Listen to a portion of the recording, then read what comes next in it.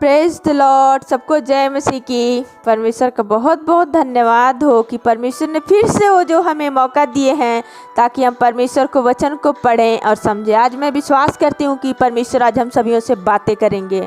आज है जो हम बात करने वाले हैं पौलुस के ऊपर। जो पौलुस थे वो परमेश्वर के दास थे, परमेश्वर के भय में चलने वाले थे, और वो है जो एक दूसरे जगह में परमेश्वर का सुसमाचार को बांटने के लिए गए थे, प्रार्थना और आराधना के लिए गए थे। और वहाँ पे कुछ लोग जो थे जो गलत काम करके पैसा कमा रहे थे, उनका जो काम जो गलत था उससे पैसा कमा रहे थे। जब पौलुस जो है सही काम कर रहे थे और प्रार्थना कर रहे थे, लोग चंगे हो रहे थे, तब इन लोगों ने देखा कि ये तो मेरा जो बिजनेस को ख़त्म करने वाला है, और उन लोगों ने क्या किए, पौलुस को जेल में डाल दिए। आज मैं ये इसलिए बता रही हूँ ताकि जो नए लोग सुन रहे हो समझें कि पौलुस को जेल में क्यों डाला गया था। आज का हमारा टॉपिक है जो है आराधना के ऊपर, जो आराधना में कितना पावर है। तो चलिए आज हम वचन के द्वारा देखेंगे। प्रेरितों 16:25 में लिखा है, आधी रात के लगभग पौलुस और सिलास प्रार्थना करते हुए परमेश्वर के भजन गा रहे थे और कैदी उनको सुन रहे थे। इतने में एकाएक बड़ा भूकंप आया, यहाँ तक कि बंदगृह की नींव हिल गई और तुरंत सब द्वार खुल गए और सब के बंधन खुल गए। यहाँ पे हम देखते हैं जो पौलुस थे और जो उनका साथी थे वो दोनों जेल में थे।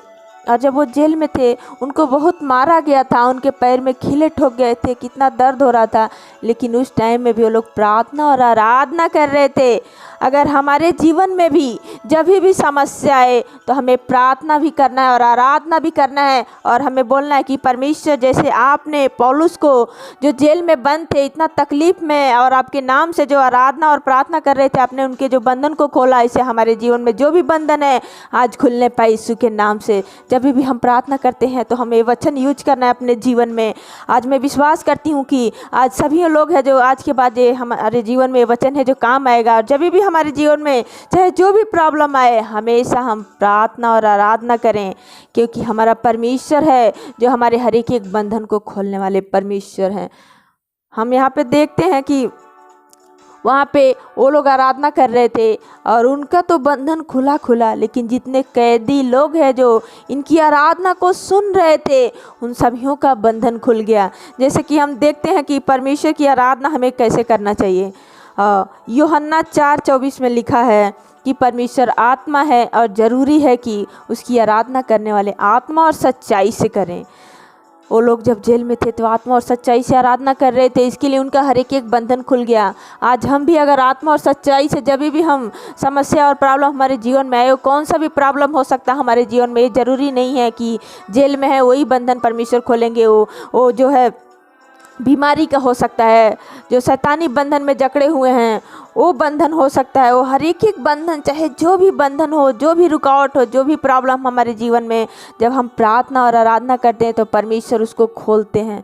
यहाँ पे हम देखते हैं कि इनको मार करके जेल में रखा गया था, और जिसने उनको बोला था कि जेल में डालो, उन्होंने उनको जो है उनके सामने है जो उनके घाव को पोंछे और उस पर मलहम लगाए, और परमेश्वर को पावर को देखा उन्होंने और महसूस किए, और तुरंत ही उन्होंने परमेश्वर के नाम पे विश्वास किए।